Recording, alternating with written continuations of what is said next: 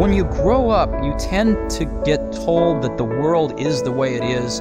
Your life is just to live your life inside the world, try not to bash into the walls too much, try to have a nice family life, have fun, save a little money.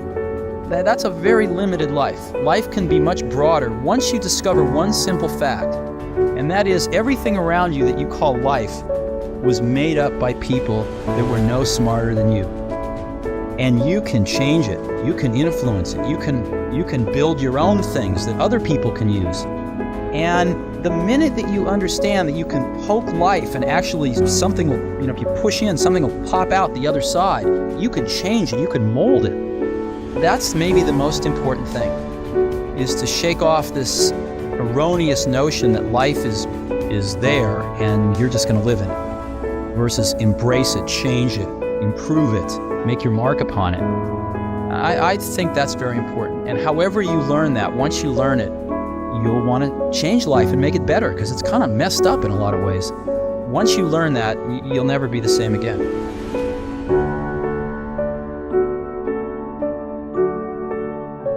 It's very interesting. I was worth about over $1 million when I was 23, and over $10 million when I was 24, and over $100 million when I was 25. And it wasn't that important because I never did it for the money. I think money is a wonderful thing because it enables you to do things. It enables you to invest in ideas that don't have a short-term payback and things like that. But especially at that point in my life, it was not the most important thing. The most important thing was the company, the people, the products we were making, what we were going to enable people to do with these products. So I didn't think about it a great deal. I never sold any stock. Just really believed that the company would do very well over the long term. Now, I've actually always found something to be very true, which is most people don't get those experiences because they never ask. I've never found anybody that didn't want to help me if I asked them for help. I always call them up. I called up, this will date me, but I called up Bill Hewlett when I was 12 years old, and he lived in Palo Alto. His number was still in the phone book. And he answered the phone himself. He said, yes? He said, hi, I'm Steve Jobs. I'm 12 years old. I'm a student in high school, and I want to build a frequency counter. And I was wondering if you had any spare parts I could have. And he laughed, and he gave me the spare parts to build this frequency counter, and he gave me a job that summer in Hewlett-Packard, working on the assembly line, putting nuts and bolts together on frequency counters. He got me a job in the place that built them. And I was in heaven. And I've never found anyone who said no or hung up the phone when I called. I just asked. And when people ask me, I try to be as responsive, to pay that debt of gratitude back. Most people never pick up the phone and call. Most people never ask. And that's what separates sometimes the people that do things from the people that just dream about them. You got to act. And you've got to be willing to fail. You've got to be willing to crash and burn. With people on the phone, with starting a company, with whatever. If you're afraid of failing, you won't get very far. A lot of people come to me and they say, well, I want to be an entrepreneur. And I go, oh, that's great. What's your idea? And they go, well, I don't have one yet. And I say, well, I think you should go get a job as a busboy or something until you find something you're really passionate about, because it's a lot of work.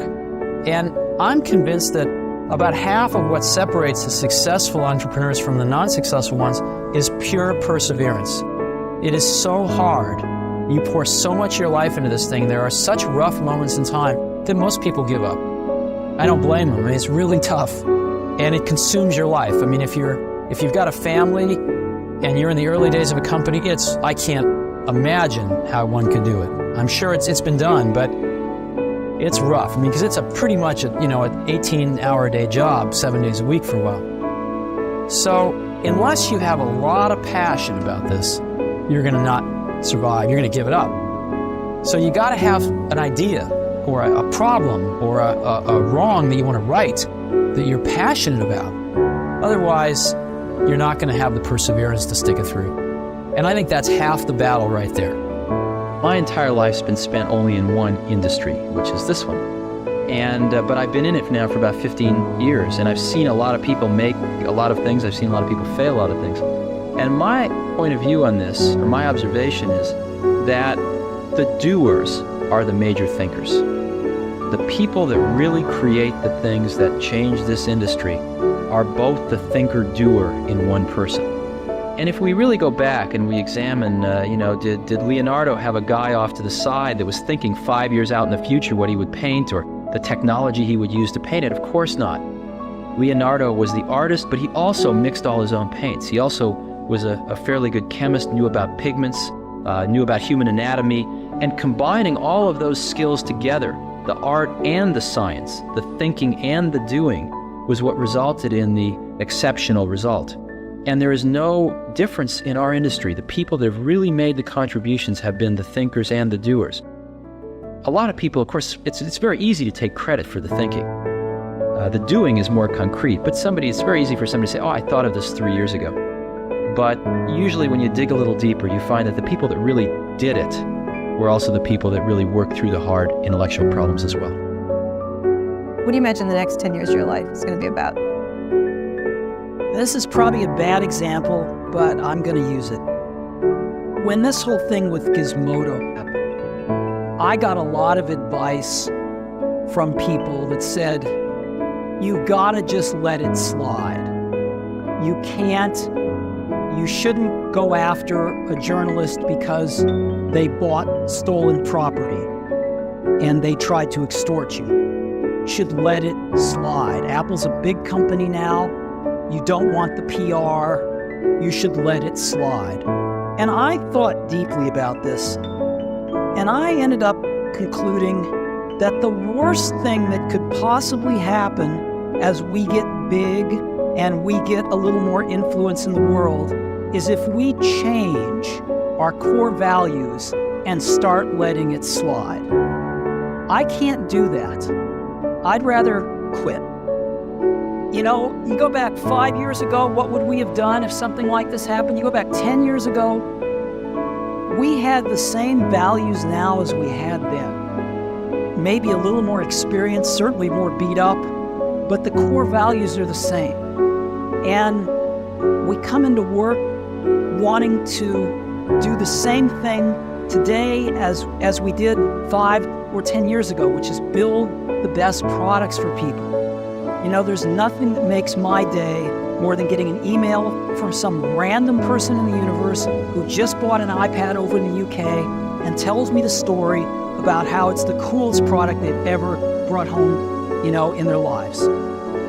That's what keeps me going. And it's what kept me going 5 years ago. It's what kept me going 10 years ago when the doors were almost closed. And it's what will keep me going 5 years from now, whatever happens. Apple as a company doesn't have the most resources of everybody in the world. And the way we've succeeded is by choosing what horses to ride really carefully, technically. We try to look for these technical vectors that have a future and that are headed up.